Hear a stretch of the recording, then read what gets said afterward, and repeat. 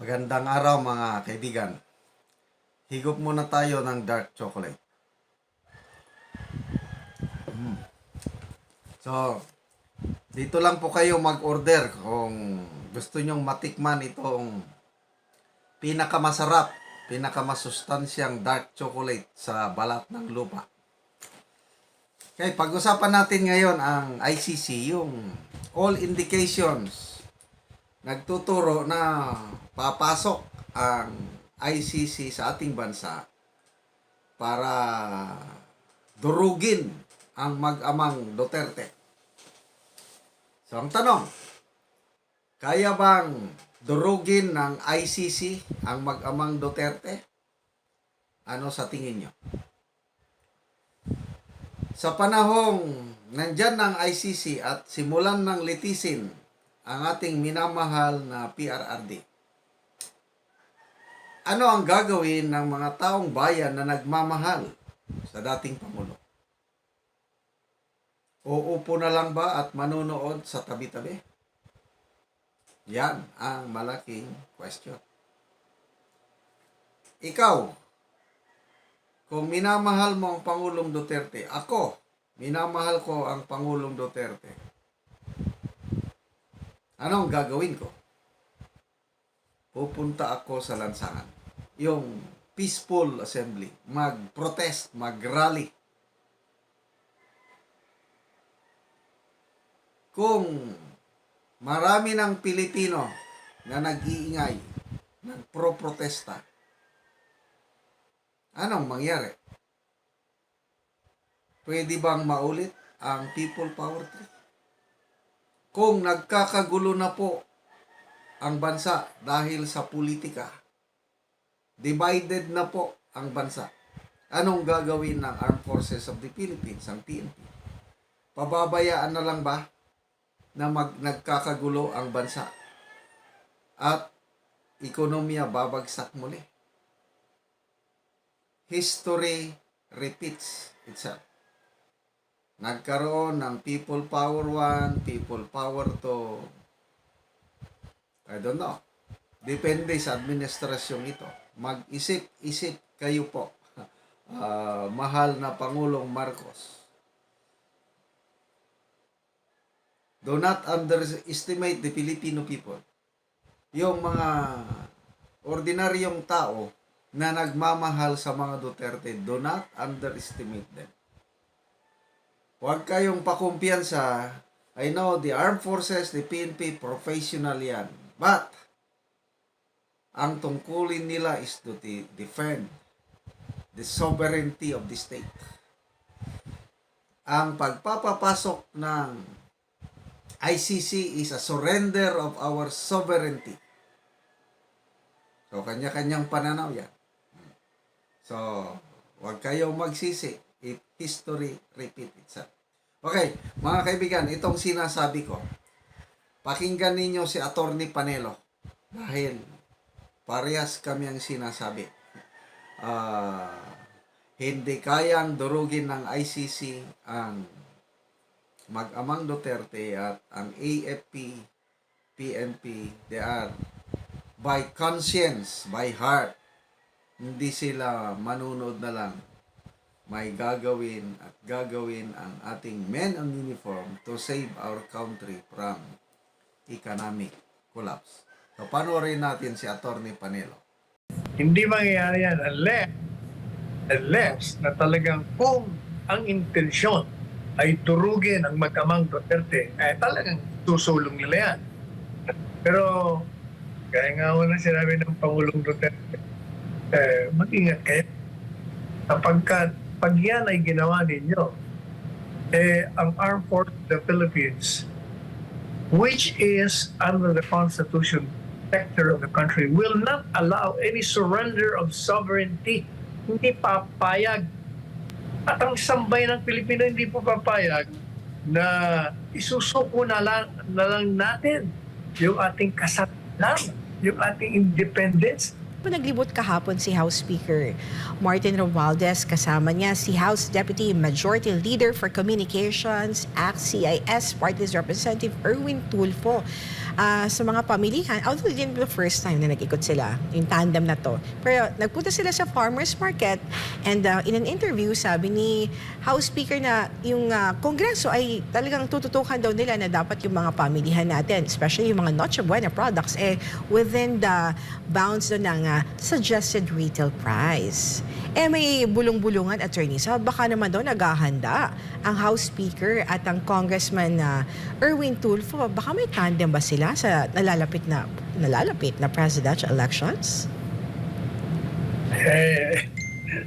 Naghahanda po daw? Publicity stunt yan. Pero palagay ko hindi si Erwin ang naririnig ko eh. Yung isa, yung kapatid, gusto mong isulong. Yung baby. Yung dalawang yan, hindi si Erwin. Sabi ka ng isang kamag-anak ni Martin, uncontrollable. Hindi na control yan, tuloy-tuloy na yan. Ayan po, ganyan talaga ang mga inuhulog sa bangin ng mga Diyos ng tadhana nila. Pinaliligaya. On another issue, Attorney Sal, ano po ang opinion ninyo sa paghikayat ni Vice President at Education Secretary Sara Duterte sa Department of Justice na huwag makipagtulungan sa investigasyon ng International Criminal Court kaugnay sa War on Drugs campaign ng dating administrasyon ni dating Pangulong Rodrigo Duterte?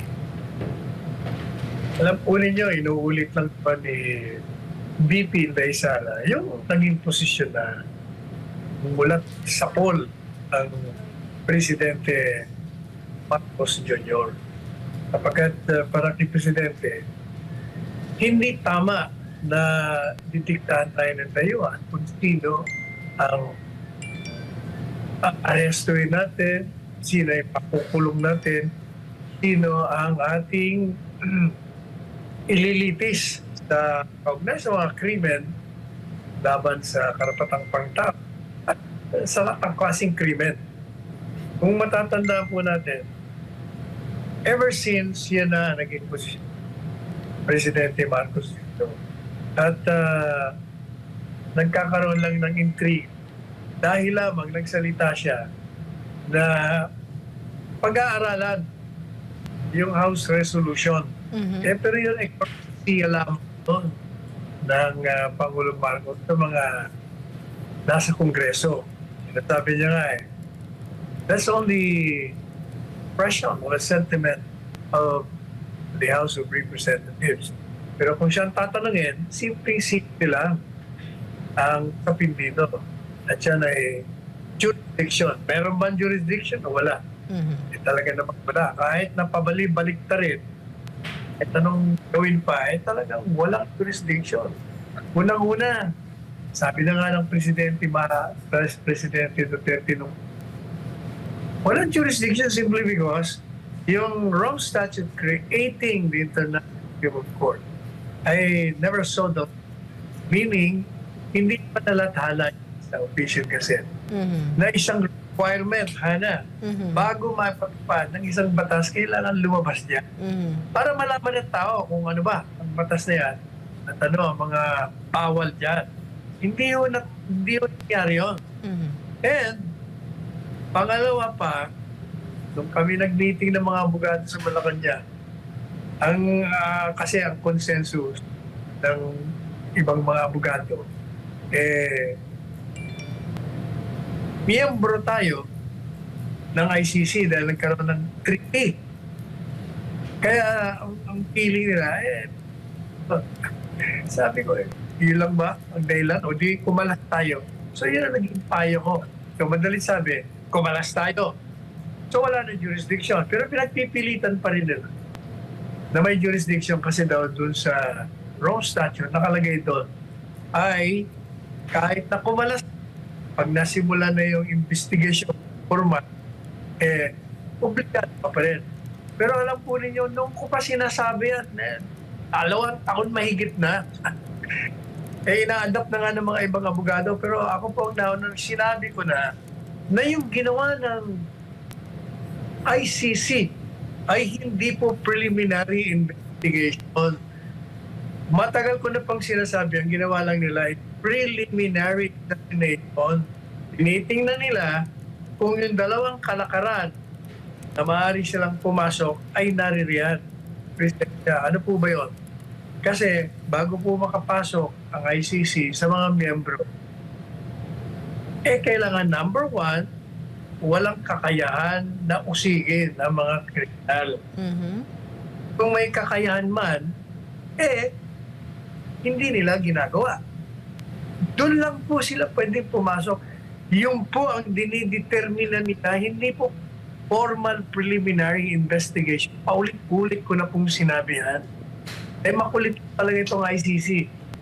Talagang walang jurisdiction katunayan, yung preliminary investigation, hindi nila yan, tapos tayo pumalas. Matagal mo na rin sinasabi yan. Ever since yun ang nag-posisyon natin. Kaya yung pong posisyon ng Presidente Marcos Jr., inuulit niya lamang. Ano pa bang ibig sabihin ng hindi naman siguro tama? O ano pa bang ibig sabihin? It cannot be right that a foreign institution or a foreign court will intervene or intrude into the affairs of this country.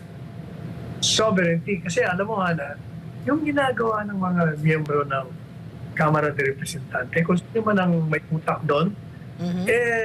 istusuko nila ang kasarinlan natin. They are surrendering our sovereignty. Pinalalabas nila wala tayong independence. O yun po ang hindi ko maintindihan, ba't di na-realize yung ginagawa. Attorney Sal, this is also, gusto ko lang i-add, kasi di ba sinabi, parang last week pinag-aaralan din, nagkaroon ng pahayag si Pangulong Bongbong Marcos na pinag-aaralan yung proposal na, bumalik ang Pilipinas o na maging bahagi o join ng Pilipinas sa ICC. With that possibility, if ever matuloy na bumalik tayo sa ICC, posible bang matuloy yung mga investigation dito ng ICC regarding sa drug war ng Pangulong Duterte? Sa akin po, hindi mangyayari yan. Hindi mangyayari yan unless na talagang kung ang intensyon ay durugin ang mag-amang Duterte, talagang susulong nila yan. Pero, gaya nga na sinabi ng Pangulong Duterte, mag-ingat kayo.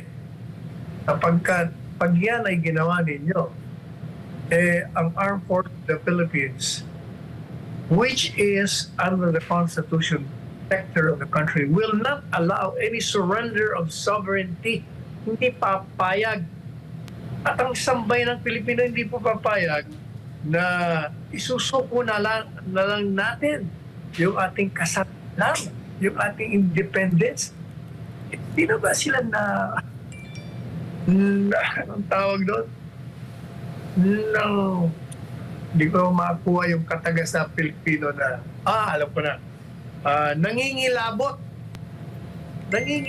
na magbigay sila ng mungkain na papasukin natin ang ICC na pakialaman ang ating internal na sistemang legal. Gayong sila mismo sinasabi nila na malusog ang ating sistema legal. Contradiction na yun.